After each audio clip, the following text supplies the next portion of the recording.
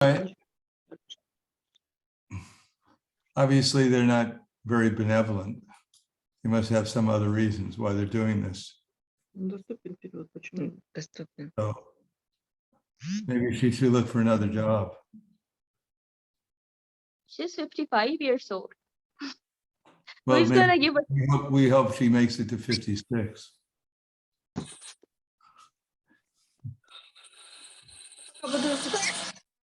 Hare Krishna. Hare Krishna, Guru Maharaj. Welcome, everyone. Did you get my messages, Kumari Devi Dasi? Yes, Guru Maharaj, I got your message. Thank you so much. Okay, so we'll start now. This is a little, I guess, communication wasn't as a little brief. I'm going to read from the Bhagavad Gita, chapter 18, text number 67. Idam te nata paskaya nabhaktaya kadachana nachashushu shave vacham nachamam yobasuyati. This confidential knowledge may never be explained to those who are not austere or devoted or engaged in devotional service, or to one who's envious of me. So let me repeat that again. This confidential knowledge may never be explained to those who are not austere or devoted or engaged in devotional service, or to one who is envious of me. Purport. Persons who have not undergone the austerities of the religious process, who have never attempted devotional service in Krishna consciousness, who have not tended a pure devotee, and especially those who are conscious of Krishna only as a historical personality, or who are envious of the greatness of Krishna, should not be told this most confidential part of knowledge. It is, however, sometimes found that even demoniac persons who are envious of Krishna, worshiping Krishna in different ways, take to the profession of explaining Bhagavad Gita in a different way to make business. But anyone who desires actually to understand Krishna must avoid such commentaries on Bhagavad Gita. Actually, the purpose of Bhagavad Gita is not understandable to those who are sensuous. Even if one is not sensuous, but is strictly following the disciplines enjoined in the Vedic literature, if he is not a devotee, he cannot understand Krishna. And even one poses himself as a devotee of Krishna, but is not engaged in Krishna conscious activities, he also cannot understand Krishna. There are many persons who envy Krishna because he has explained in Bhagavad Gita that he is the supreme and that nothing is above him or equal to him. There are many persons who are envious of Krishna. Such persons should not be told of Bhagavad Gita, for they cannot understand. There is no possibility of faithless persons understanding Bhagavad Gita and Krishna. Without understanding Krishna from the authority of a pure devotee, one should not try to comment upon Bhagavad Gita. So the text again, Yesham antikatam idam te nata paskaya bhaktaya kadachana nachashushu shave vacham nachamam yobasuyati. This confidential knowledge may never be explained to those who are not austere or devoted or engaged in devotional service, nor to one who is envious of me. So those who are just present as a picture or a name, if it is possible, please reveal yourselves. It's very hard to speak to a name. Could you imagine if you had a conversation with someone with a placard which says your name? So it's possible, please, Nayana Katabami, Bhavatume. Okay, thank you. Hare Krishna. Bhagavad Gita is, as Prabhupada once said, is most consistent, exacting, and voluminous due to the unbreakable system of disciple succession. So Bhagavad Gita is just like a bowl of sugar. Wherever you take it is sweet, or wherever you take it, you'll find the same philosophy. Now, especially these last verses in the Bhagavad Gita, which is summarizing all the other verses in Bhagavad Gita, give us a chance to assimilate this knowledge of Bhagavad Gita. So even if we didn't understand something or how it fit together in the other 700 verses or so of Bhagavad Gita, here we have a chance to understand the very essence of Bhagavad Gita, what Krishna is trying to say. Now, we know from the nectar of instruction that those who are aspiring to become devotees fit into three classes: the neophyte devotee, the intermediate devotee, and the pure devotee, or is better known as Kanista Adhikari, Madhyama Adhikari, and Uttama Adhikari. Now there's Kanista Adhikari, there's Madhyama Adhikari, and then there is Uttama Adhikari by faith.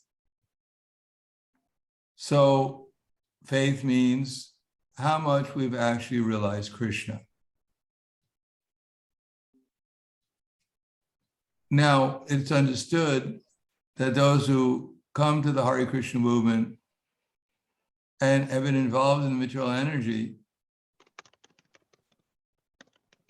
have not been born a pure devotee, as a pure devotee, like Shukadeva Goswami. It's to be understood that there have some contamination in the material energy, and therefore they do not understand what transcendental experience means, because faith in Krishna consciousness ultimately culminates in transcendental experience, that is, experiencing Krishna. Now we know how much we're experiencing Krishna by how much we can focus our mind upon Krishna, how consistently our minds are thinking about Krishna throughout the day, and how much we feel transcendental love and ecstasy when we're thinking about Krishna. Now, in the beginning, there is a Vedic culture. So although we're living in a society which is not the Vedic culture, but we should understand that this society cannot exist outside of the qualities of the Vedic culture. The Vedic cultures, the qualities of different people are eternal. It's just a question of whether or not they're in God consciousness or simply under the illusory energy. But in every society, there is going to be people who are Shudras, Vaishyas, Kshatriyas, or Brahmanas. But there may be actually, if they're not engaged in devotional service or trying to elevate themselves to a higher consciousness, the Bhagavad Gita calls them Mudhas, Naradamas, Mayaprita Gyanas, and Asuram Bhavam Ashrityas. Mudas are Shudras without any God consciousness. They're not trying to elevate themselves. They're simply engaged in sense gratification. And therefore they're called Mudhas. And their characteristic is they're foolish. Even one tries to explain to them this knowledge of Bhagavad Gita, they will not understand it because they're foolish. They're more or less on the level of animals. And when one is fortunate to have good association, when they rise to the platform of becoming regulated in one's senses, that is, especially following the regular principles known as no meat eating, no gambling, no intoxication, no illicit sex, Therefore, one is not so much afflicted by illusory consciousness, by lust, greed, and anger. And therefore, one can understand that there is a goal of life to live peacefully in the material world and to be relatively happy. One has to accept God consciousness and do one's duty. So that's the beginning of trying to become a human being. They're known as vaishyas. They protect the cows. They know the most important activity in the material world from the material point of view is to get good food. That all, as Krishna says, all living entities subsist on food grains, which are produced from rain. And rain comes from sacrifice. And sacrifice is born of one's prescribed duties. So those who have some intelligence, they know that they have to perform sacrifice, and in order to get rain, which will give them food. So they know that food is the most basic ingredient or essential ingredient for for living. Without food, we can't live.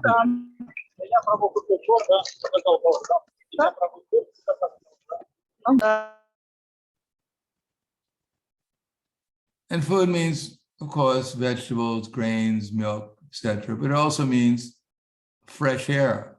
We live also we eat air. We eat by drinking water.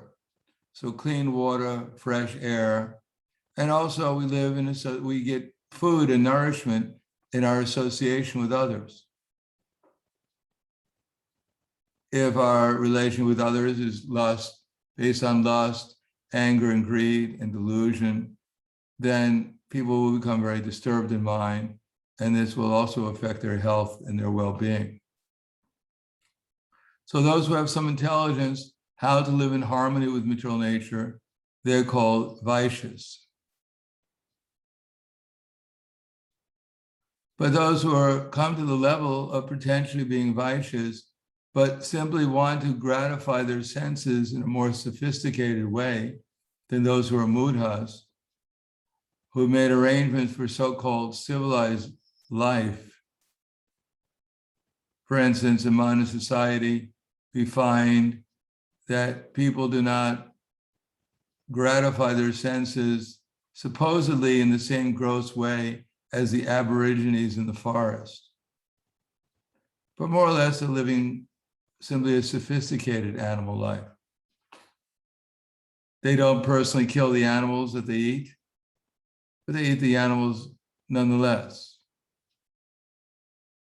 They pretend that they're civilized. They don't usually attack each other on the street. They just attack each other mentally. Generally, they're envious of each other. They're envious of the authorities, or envious of them, and they're envious of the authorities. So generally speaking, in modern society, there are no persons advocating dharma who are the Kshatriyas, under the guidance of the Brahmanas who are seeking after liberation. We have the administrative class of people called Kshatriyas, who are supposed to be implementing religious principles in society. But we find that they're actually Shudras, the so-called administrators. And the so-called Brahmanas, they're also on the level of materialists without any spiritual insight. So what we really have in society, generally speaking, are a large number of Shudras, foolish people, simply interested in gratifying their senses, and a few intelligent people who are exploiting them. So Srila Bhaktisiddhanta Saraswati Prabhupada said that society means the cheated and the cheated. Generally, one goes to the university not to learn how to become liberated from the material entanglement, to realize God. One goes to a university to learn how to cheat others. Those who have a college education, they're usually more qualified to cheat people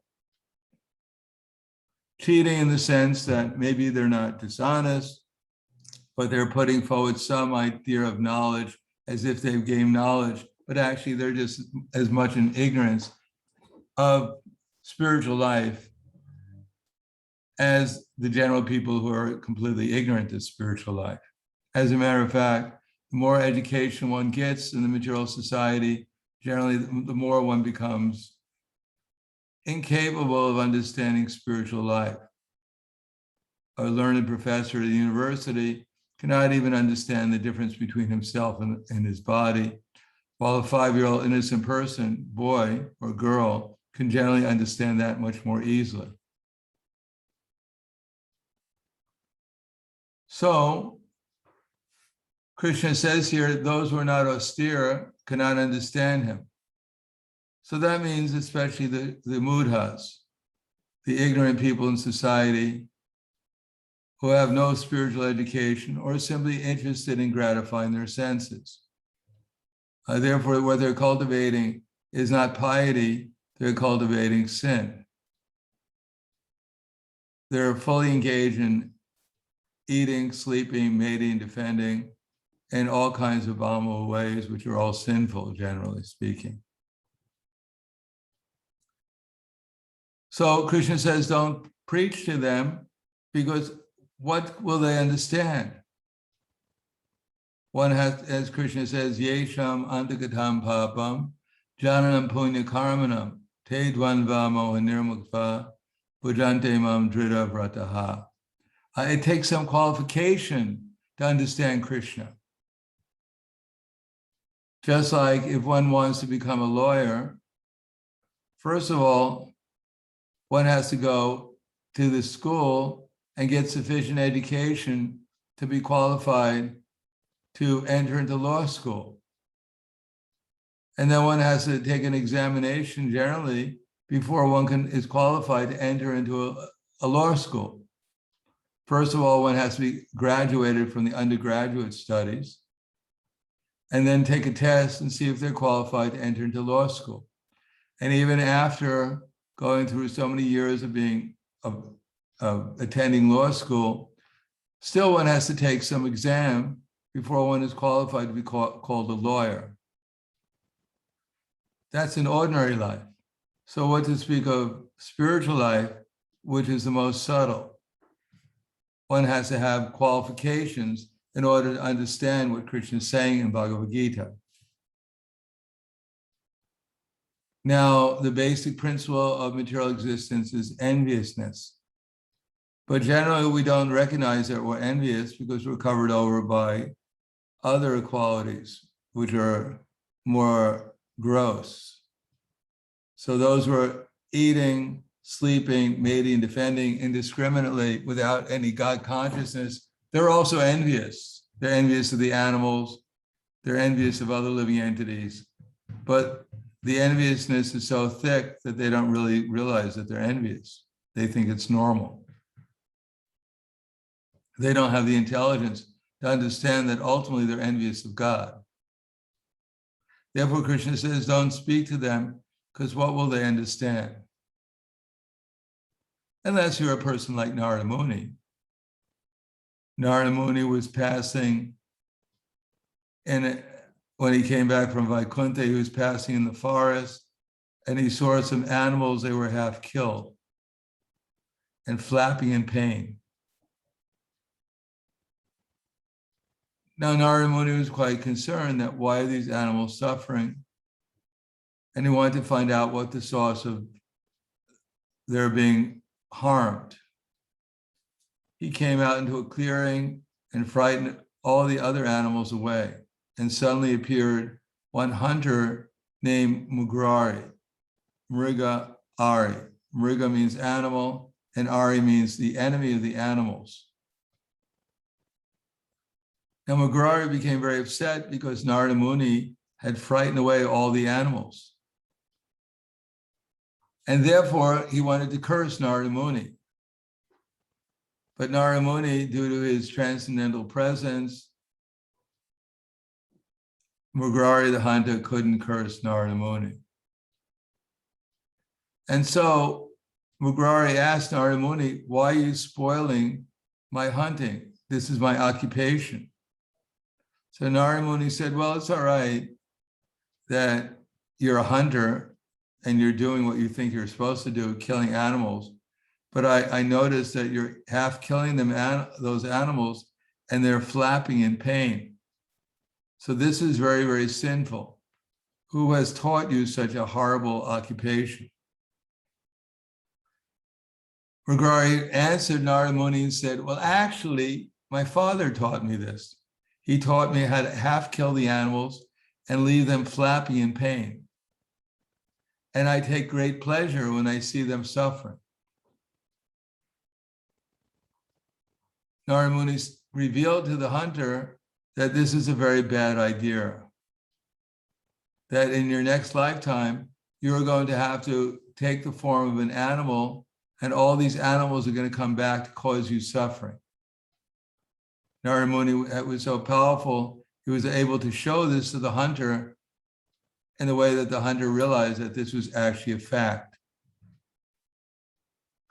Therefore, he surrendered to Narada Muni and asked him what he could do to be relieved from this sinful activity.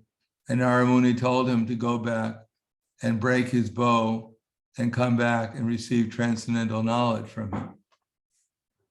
So Narada Muni was being such an empowered devotee of Krishna, was able to turn even a hunter into a pure devotee of Krishna.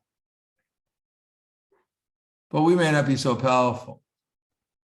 Just like we go out and distribute books, many times we meet many foolish people who think many things, and therefore many negative things about what we're doing, and therefore they're the least likely to take our books. We can trick them, of course, and many times they become angry afterwards that they've been tricked. You can sell, can sell anything by tricking people. But it's not a good idea to make people angry. It's not the best way of distributing love of God. Therefore, we should generally look for people who would be most receptive. If you're on the battlefield and there are many wounded people, the most likely people that a medic would be trying to save are the people who are not so seriously wounded. If he tries to save those who are seriously wounded, not only he won't be able to save them, but he won't be able to save the people who are relatively not so seriously wounded. Therefore, generally speaking, we find audiences that are more receptive to the message of Krishna consciousness to others. And for instance, if people are vegetarians, they're generally better candidates than people who run butcher shops. Of course, sometimes the devotees like to glorify some unusual occurrence where a preacher approaches someone who's working in a butcher shop, and he takes a book and gives a donation.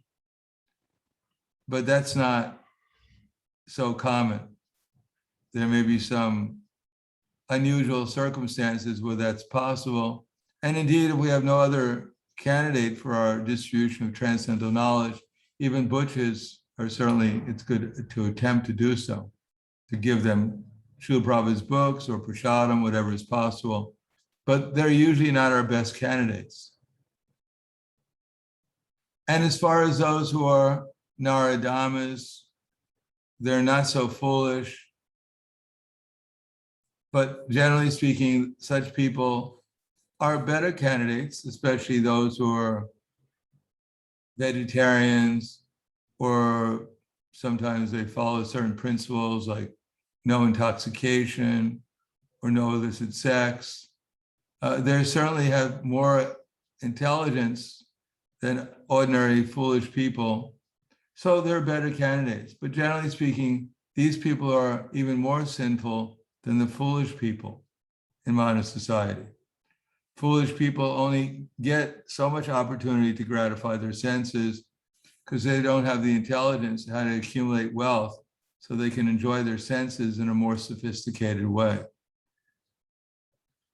Although Naradamas, those who are sinful, are sometimes better candidates than those who are simply foolish, but because they're, the foolish are not austere, and these particular personalities are they're usually devoted to their family, or to the Naradamas, that is. They're usually devoted to their family, to their country, to some cause, and therefore it's very hard for them to understand that there's a person they can be devoted to who's transcendental.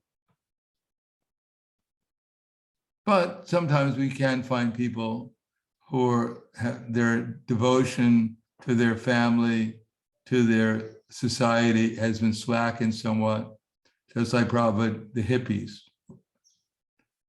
Prabhupada at one time when he came preaching in America, he found the hippies were good candidates. Not so much that they were so intelligent, although they had some intelligence, and they were somewhat sinful. Some of them were vegetarians, but free love was quite in vogue at that time. But because they were detached from their families, they were detached from their society, and they were looking for something higher than that. Therefore, many of them became candidates for accepting Krishna consciousness. On the other hand, there are those who are able to regulate their senses somewhat and study.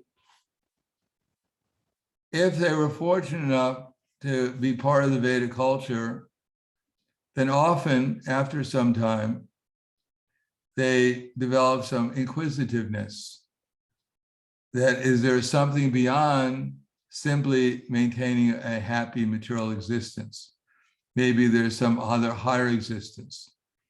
In the Vedic culture, there was always information, even to ordinary people, about higher planets. And indeed, even during the Vedic culture, the times of the Vedic culture, especially during the times of the sacrifices, then Vaishyas and Shudras and the Kshatriyas and the Brahmins the Brahmins would be performing the sacrifice. The Kshatriyas would be organizing the sacrifice to Vishnu, the various sacrifices, and others like the Vaishyas and the Shudras would attend the sacrifice. The Vaishyas would supply the ingredients for the sacrifice in the form of taxes, of ghee, and other things such as jewels. And the Shudras would also assist in producing the necessary ingredients for the sacrifice. So at such sacrifices, even the demigods would sometimes come. And so there was knowledge of higher planets. And there was knowledge automatically of reincarnation, because it was said in the Vedas that by performing sacrifice a certain way, then in your next lifetime, you could go to the higher planetary systems. So the Kshatriyas, they had some power due to their austerity, due to their hearing from the Brahmins, from those who have higher knowledge, and they would arrange the sacrifice and provide the protection so the sacrifice would go on undisturbed. But when those who are inquisitive become envious, won't give up their enviousness of Krishna, then they perform some kind of sacrifice, but that sacrifice is generally meant to simply exploit others. And therefore, instead of giving actual knowledge that we should surrender to the Supreme, generally they give knowledge of surrendering to the concocted material ideas of those who are distributing what's called deceitful information. They have some knowledge, but that knowledge is used to prove to people that there is no God, and the only purpose of life is to gratify the senses. And they help organize society as so-called administrators so that the Vaishyas, the so-called Vaishyas, who are actually Naradamas, have full control over the Shudras or the Mudhas by exploiting them, by exploiting their labor, their energies in such a way as to just gratify their senses, accumulate wealth for sense gratification. So they're known as administrators, managers, warriors, whatever, but actually they're Maya Prityanas.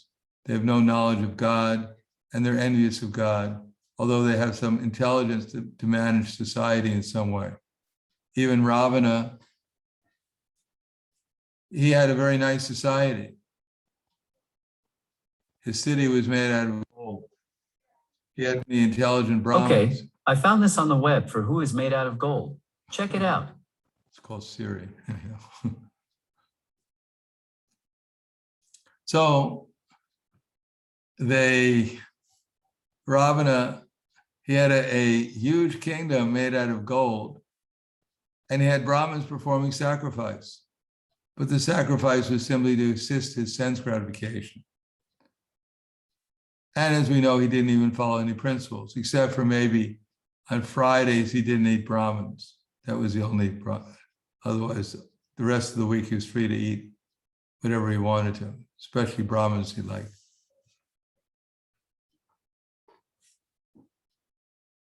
Now, if one is able to imbibe the Vedic knowledge through the Brahmins and get transcendental knowledge, then one may rise up to the platform of becoming a Brahmin oneself. And Brahmins becoming on the spiritual platform is a preliminary qualification to becoming a devotee, an actual devotee. But if one rises to that platform of becoming eligible to become a Brahmin, but realizes that if actually one surrenders to, if one becomes a devotee, then one will have to give up the false idea that one is God. But one does not want to give up the idea that one is God. One wants to become God. So then one becomes an asuram bhavam ashritya, and completely envious of Krishna. The pure enviousness of Krishna comes out, and one believes that one is Krishna.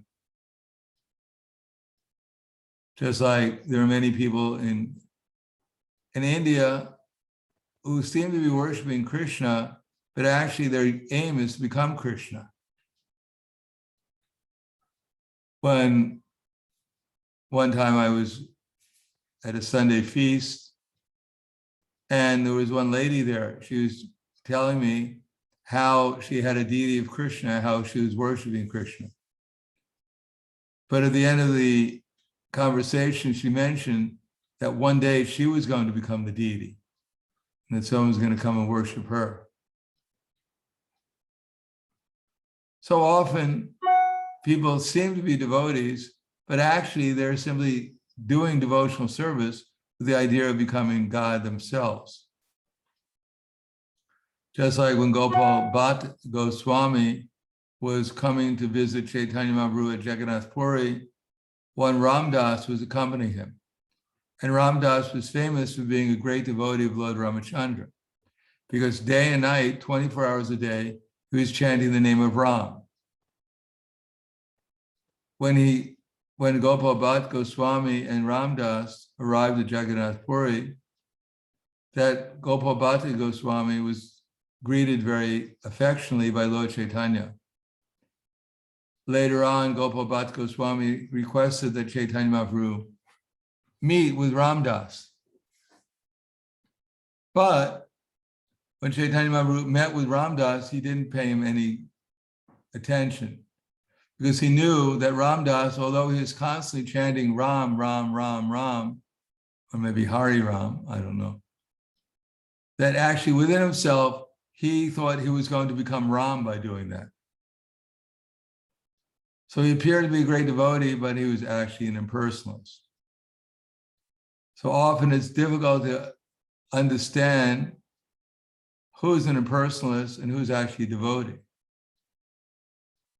Who's actually an advanced spiritualist as a devotee, and who may be actually apparently be advanced spiritually, but is actually an impersonalist, a Mayavadi. Of course, there's a group of people who are impersonalists. They've reached Brahman realization. They may not know that Krishna is the Supreme Personality of Godhead, but they're not envious of Krishna. Like Shukadeva Goswami, he was in the womb of his mother for 16 years in Brahman realization.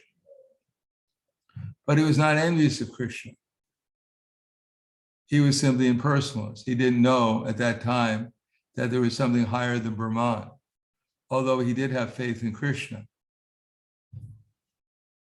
Therefore, when his father told Shukadeva Goswami, maybe it's time for you to leave the womb, it's been 16 years and your mother has been a little inconvenienced. Wouldn't be good if you take birth already. But Shukadeva Goswami was reluctant to take birth because he was afraid that he might fall into Maya as soon as he'd left the womb of his mother, because he was completely happy in Brahman realization.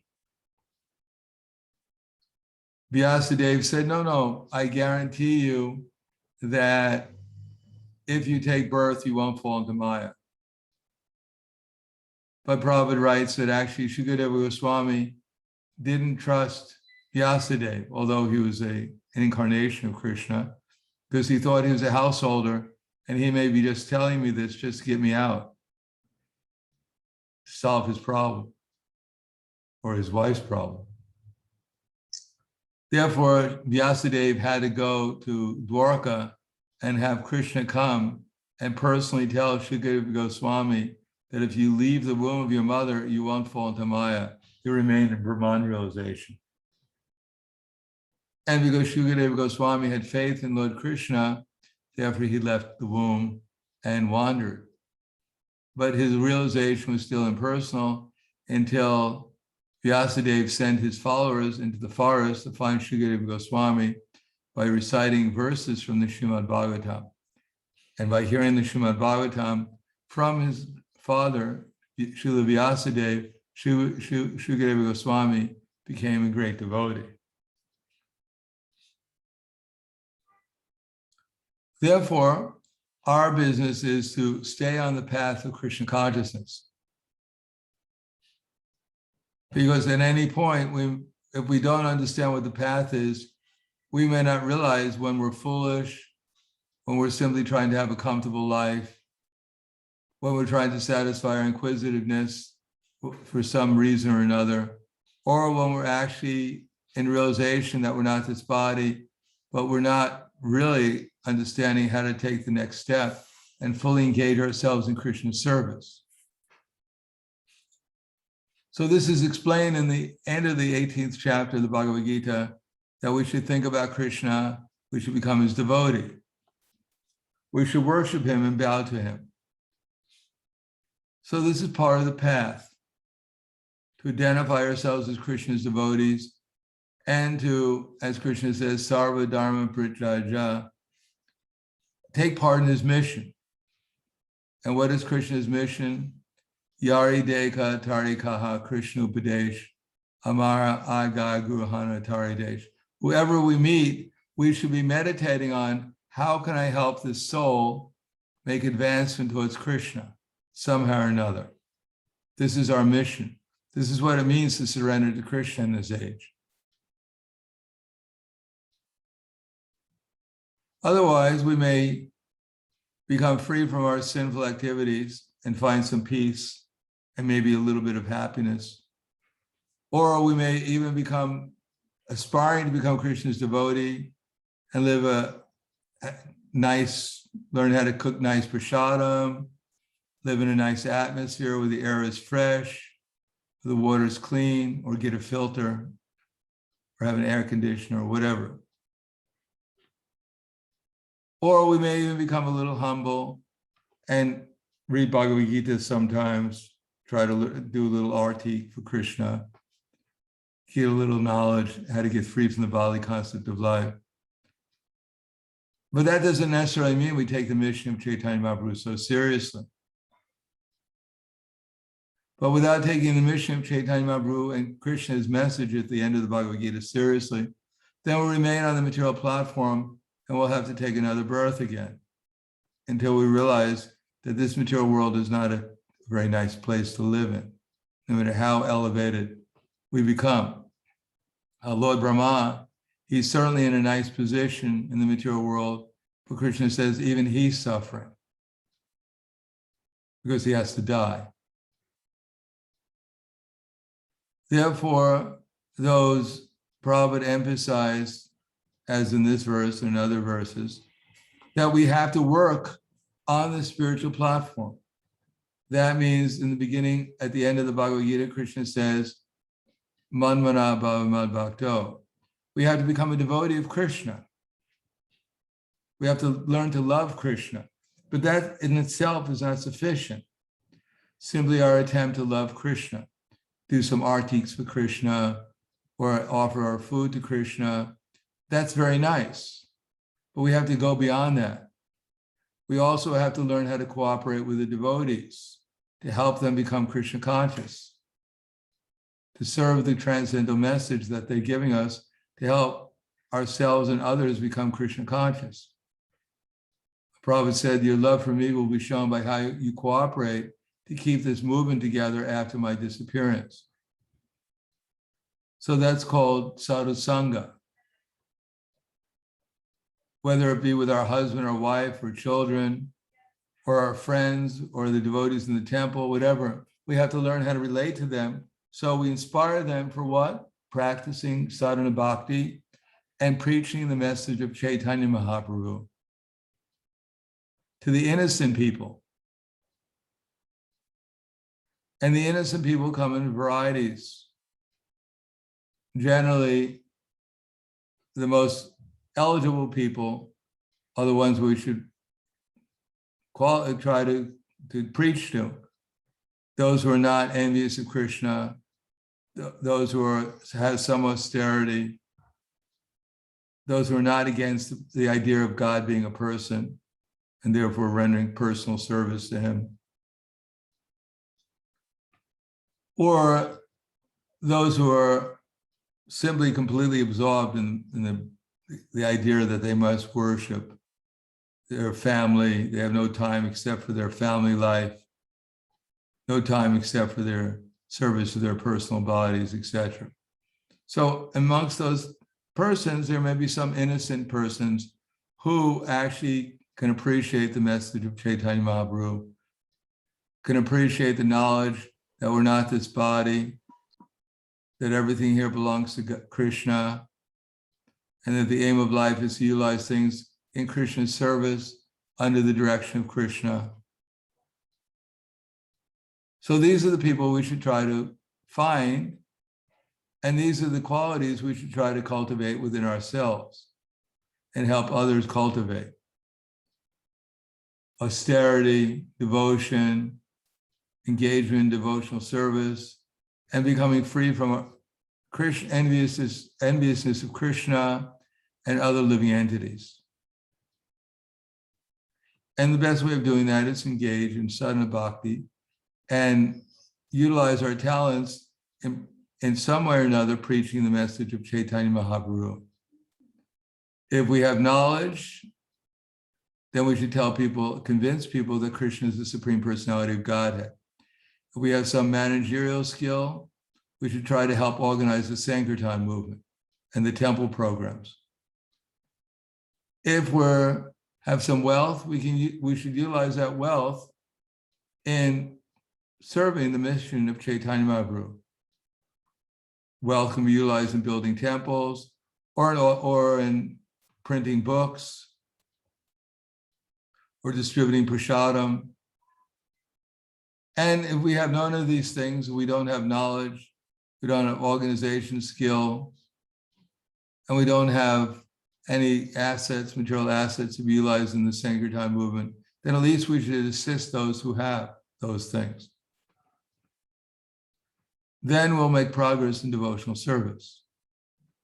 Ultimately, will come to the platform of, as Prabhupada writes, or as it says in the Bhagavad Gita, Ashwadadana Purusha Dharmasyasya Parantapa.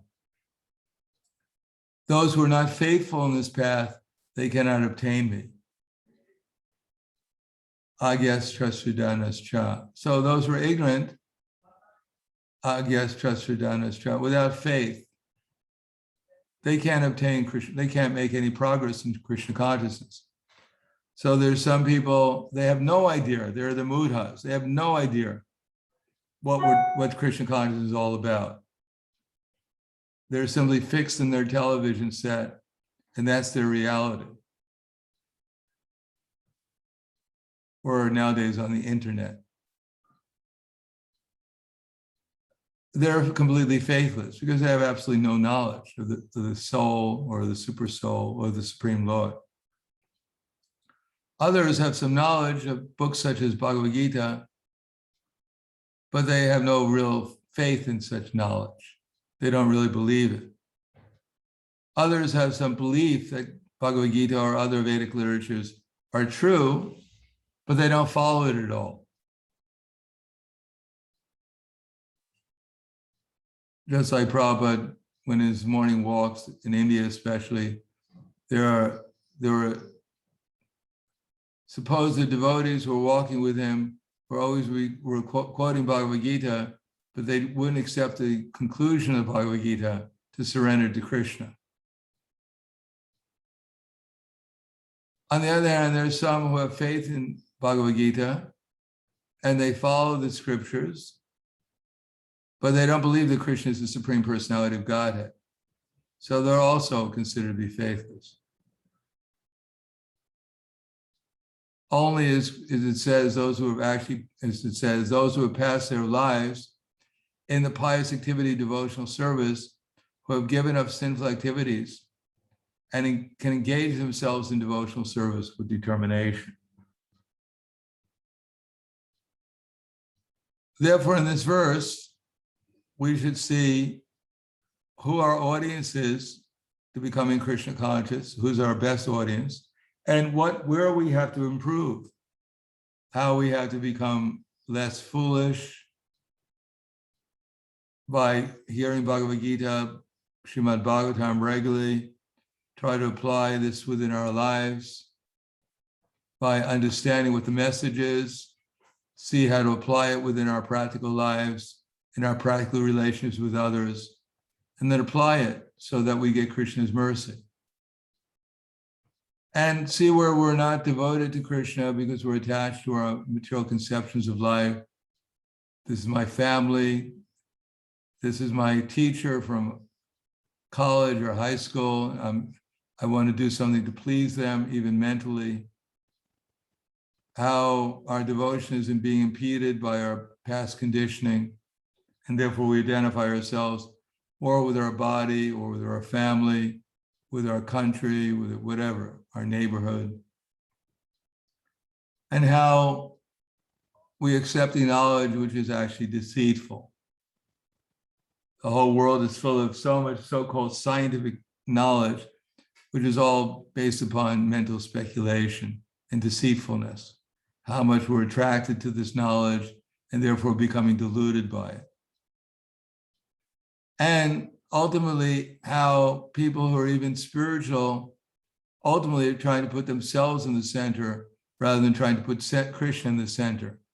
How sometimes we may even do our service because we're more concerned with how people are noticing us than how we're helping people notice Krishna. So within ourselves, we should try to determine how to make improvement so that ultimately we become effective in our own devotional service and we're able to give this message to others effectively, which Krishna will conclude the Bhagavad Gita by telling Arjuna that those who give this message to others, that they're most dear to Krishna. So our mission is not only to become Krishna's devotees and live nicely in the society of the devotees and avoid bad association, either in our becoming attached to our own past association due to our past conditioning, and present sometimes by looking the wrong internet sites. We may revive our past bad association. But also we want to become served in somehow or another effectively the mission of Chaitanya Mahaprabhu to help bring Lord Krishna's other children back to the spiritual kingdom. If we can't do it to people we don't know, we can't help them, at least we should become effective at helping the devotees or other people that we do know understand their relationship with Krishna and therefore make their lives meaningful and eventually successful. So I'll stop there and I'll read the verse again. Idam tena tapaskaya nabhaktaya kadachana nachashushushavē vacham nachamam yopasuyate. This confidential knowledge may never be explained to those who are not austere or devoted or engaged in devotional service, nor to one who's envious of me. So this fits into, for Krishna, there's prema, ishvareta dineshu, pulishesu dvitsatsucha, prema maitri kripo peka yat karoti samadhimaha. As Srila Rupa Goswami has told us that there are different stages of devotional attainment.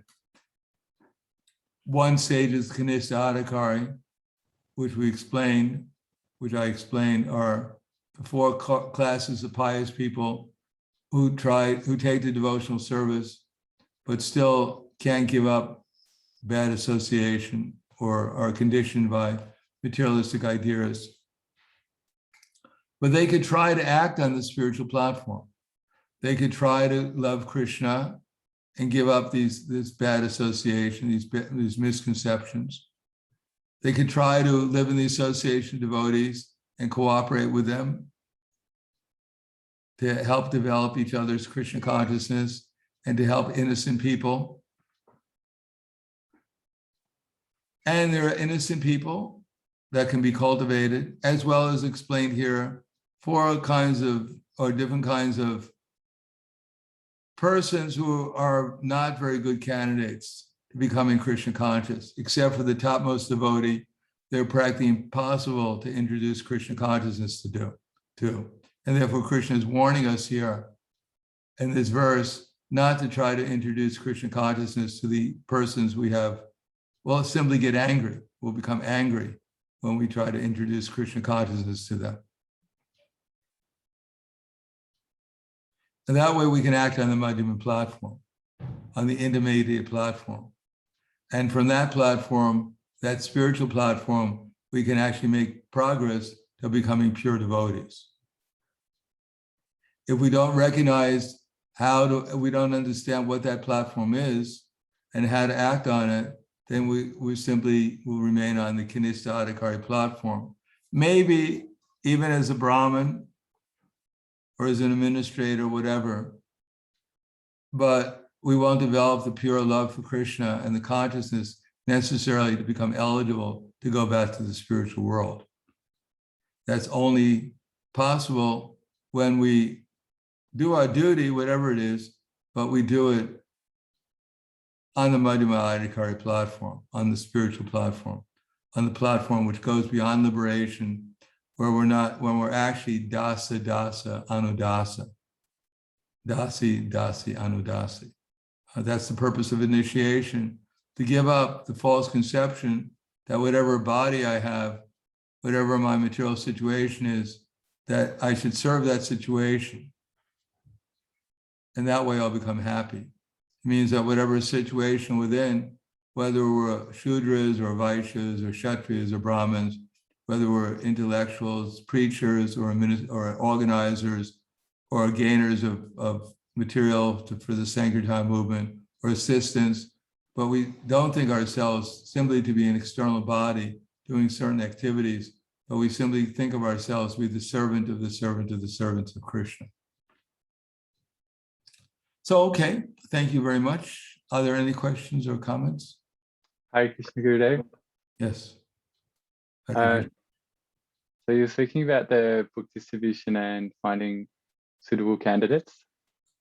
And is the idea that just getting the books out to anyone and that they're like a ticking time bomb and somebody who's suitable will eventually get them. Is that more of a impersonal idea, that we're not looking at the person actually we're having the exchange with on the street, but just hoping some random suitable person would stumble across it? Well, of course, anyone who takes our books is not just a random person, but well, if we can develop the vision, who's a suitable candidate, who's more likely to take the book, then if there's a choice between one person or another, we should probably choose the more likely candidate. But if the unlikely candidate takes the book, that's very nice too. But as far as time bombs, I think this is more of an encouragement that even if a very unlikely person takes the book, maybe by Krishna's arrangement, eventually it'll have some success in some way. Of course, every time we distribute a book, it is success. And especially when we take that money and utilize it in Krishna service, then it becomes even more of a success. But we can see that if we actually organize a society for success, then it's much more likely to be successful. If we not only distribute books, but we take people's contact information and invite them to introductory programs where the books can be explained in a way which is palatable and understandable by our audience, the new audience, and we encourage them to take up the process of sadhana bhakti, read the books, practice what's in the books, and then we develop them to the platform where they become regular attenders of our programs and regular practices of sadhana bhakti, and then bring them further into commitment and education so they follow the regular principles.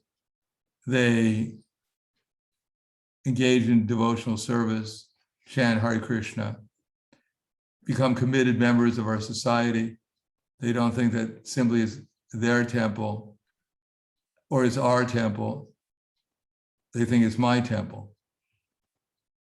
And then develop them further, they become responsible members of our society and help organize the society and maybe even go out and preach to others and deliver them and help them. So there's a system of bringing people up to higher and higher levels of commitment and education. So it's not that we just go, we won't be as successful in producing pure devotees, which is our aim, just by randomly distributing books, unless we also organize for success to bring people to higher and higher levels of consciousness and ultimately bring them to the possibility of their becoming a completely pure devotee of Krishna. Anything else? Can I ask one more thing, Guru? Okay. Would you say it's an accurate description of sadhana bhakti if we describe it as a blissful struggle? Hopefully. Certainly it's a struggle. We try to make it as blissful as possible. But even if it's not so blissful, Krishna says, that which in the beginning may be bitter like poison, but at the end is like nectar, and which awakens one to self-realization, is said to be happiness in the mode of goodness. So sometimes we may not be so advanced that we can always think about Krishna within our heart and therefore feel the bliss of Krishna consciousness, even when there's some difficulties we're undergoing, struggling. But still, if we're only struggling and not be able to focus our minds upon Krishna, we should understand that that struggle to become Krishna conscious will eventually purify us so we can think about Krishna even during our struggles and therefore be blissful even in our struggles. Anything else? Gurudev, I'm going to leave the class because I don't have internet left. Okay. Thank you, Gurudev. Hare Krishna. Thank you, Hare Krishna. I think we're all going to leave the class. I'm going to leave the class. All right, thank you very much. Grantaraj Srimad Bhagavad Gita ki jai, Srila Prabhupada ki jai, Gaur Prahladananda Hari Bol. Hari Bol, Hare Hare Krishna. Krishna. Bye, Gurudev. Харе Кришна. Харе Кришна. Харе Кришна, Гуру Махарадж. Харе Кришна, Гуру Махарадж, спасибо. Спасибо.